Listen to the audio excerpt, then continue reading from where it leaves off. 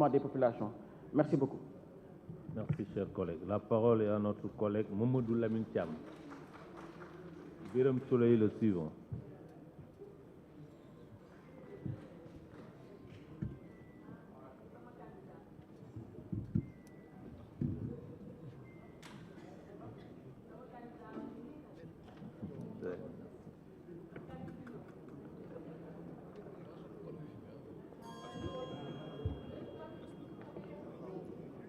Assalamu alaikum. Merci, Monsieur le Président. Monsieur le Président, je voudrais d'abord commencer par saluer l'ensemble de mes collègues, saluer Monsieur le ministre des Infrastructures, des Transports terrestres et du désenclavement, saluer Monsieur le ministre des Finances et du Budget, Monsieur le ministre du Travail, du Dialogue social et des Relations avec les assemblées, saluer l'ensemble des cadres qui les entourent, saluer Monsieur le ministre aussi des chemins de fer. Monsieur le ministre, le secteur des infrastructures est un secteur clé.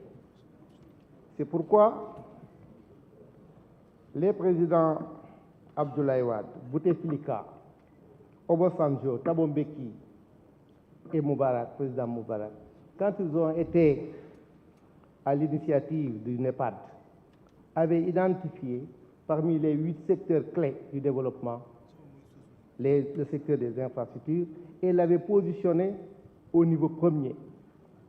Parce qu'ils ont bien compris que pour développer l'Afrique, il nous faut des infrastructures. Pour développer nos villes et notre pays, il nous faut des infrastructures.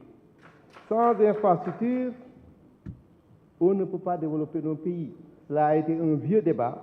J'ai fait chercher depuis ce matin à mes jeunes collègues le discours historique du président Wade à un congrès international libéral à Hambourg, où la théorie, la problématique, c'était qu'est-ce qui devait précéder dans le développement?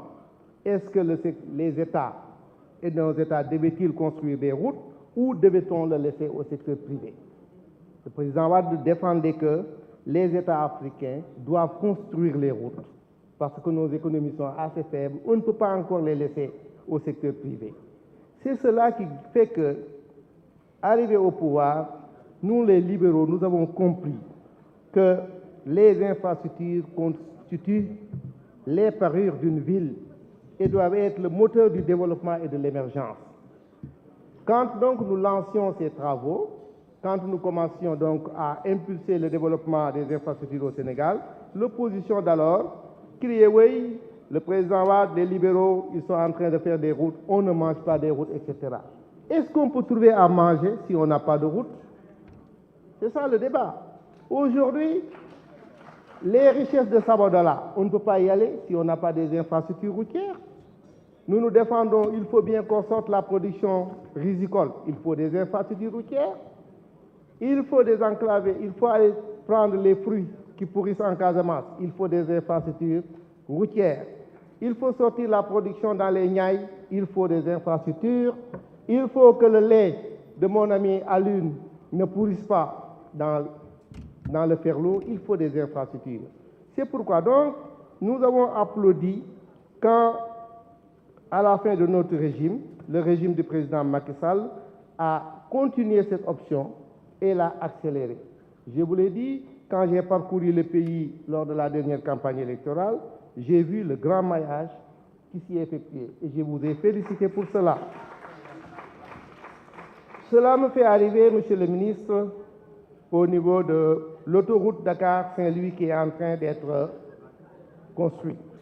J'ai vu que ça traverse notre département, le département de Kébémer, et comme je suis, les populations viennent nous parler. Le paiement des impenses est très faible.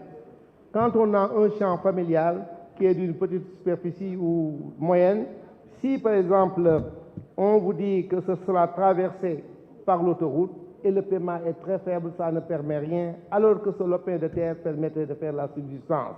C'est pourquoi, Monsieur le ministre des Finances, il faut vraiment voir à relever le niveau du paiement des impenses qu'on nous fait en zone rurale. J'en arrive à nos doléances au niveau de notre département. Nos députés, Madame Dabawanyan en a parlé, Honorable Ousmane Thiam, honorable Maïmouna en ont parlé en commission. Daba Wagnan n'a pas pu terminer. Elle parle toujours du désenclavement de notre département. Elle a principalement parlé de l'arrondissement de Darou Mousty. Je la renforce en cela pour continuer à parler de l'arrondissement de Sagata. Il faut dire que nous, notre département a été oublié. Le président de la République a dit quand il faisait sa tournée pour le New York, il n'a pas trop fait Kébémer. Il avait dit qu'il allait nous positionner en urgence dans cela. Mais la rectification n'a pas été trop faite. C'est pourquoi nous demandons vraiment que l'arrondissement de Sagata soit désenclavé avec les routes de Ndiengue Diaw, Khouroufungissé qui passent par Kanen pour aboutir à Guet Ardo. À partir de Guet Ardo, on débouche sur Ndiagne. Ça nous désenclave totalement. Au niveau aussi de la façade maritime, dans l'arrondissement de Ndande, il y a une esquisse qui a commencé, la route qui doit aller de Ndande, Kabegay et qui doit déboucher sur Mérinde Ndiol. Ça, c'est deux grosses bourgades religieuses. C'est la même chose aussi, ce que nous avions dit sur Géoul, Bandeng, Kiep, qui doit déboucher aussi sur Sare Dao, puisque à partir de Kiep, ils vont rencontrer la bretelle qui vient de Kébémer. Nous insistons aussi pour le désenclavement d'un grand foyer religieux de Serigne Makhtar Ndiaye, c'est Ndiaw Ndiaye. C'est une vieille doléance que nous avions eu à porter. Monsieur le ministre, je voudrais aussi évoquer avec vous la question des accidents. Il faudrait bien, des collègues en ont parlé, cette année a été une année qui a été marquée par de grands accidents. Je pense qu'il nous faut réfléchir parce qu'il y a un changement majeur, il y a une modification profonde dans la faune des transports. Il y a l'introduction maintenant des bus qui a totalement changé la structure du transport urbain, interurbain. C'est de gros bus. Ce sont des véhicules très puissants et qui ont de grandes vitesses. Vous êtes derrière ces véhicules, vous ne pouvez pas les rattraper d'ici Dakar, Kébémer. Alors, quand il y a des accidents avec ces bus, c'est énorme, ça fait beaucoup de dégâts. C'est cela qui a changé le visage réel du transport interurbain. Ce ne sont plus des Ndiaganiaï ou des 7 places. Quand il y a un bus, les dégâts sont énormes, c'est plus de 90 personnes qui sont dans le bus. Et de grosses vitesses. Et nos routes n'ont pas été encore adaptées à cela, à ces types de grands transports. Alors c'est confortable, tout le monde s'y met maintenant parce que c'est très, très confortable. Alors ça fait des dégâts. C'est pourquoi je pense que cette modification du vecteur du transport doit nous permettre de réfléchir sur les routes. Je sais qu'il y a l'élargissement qui est en train de se faire. En tant que maire, on le comprend. Alors, une collègue en a parlé, de la délivrance des licences de transport. Il faut qu'il y ait de nouveaux critères pour que ces chauffeurs qui conduisent ces bus et ces gros porteurs soient soumis à de nouveaux critères. Le FERA, je les félicite toujours, parce que ça a changé, nous, le visage de nos villes. Et ça a été le premier acte d'équité que nous avons vu au plan territorial. Je ne cesserai de le dire, ça nous a permis de rendre nos villes propres avant l'arrivée de l'UCG et aussi d'employer le maximum de jeunes. C'est pourquoi nous applaudissons. La Géroute nous a visités. Nous avions beaucoup de bretelles. Quand même, Bargueil, contrairement à vous, nous avons un centre-ville très correct.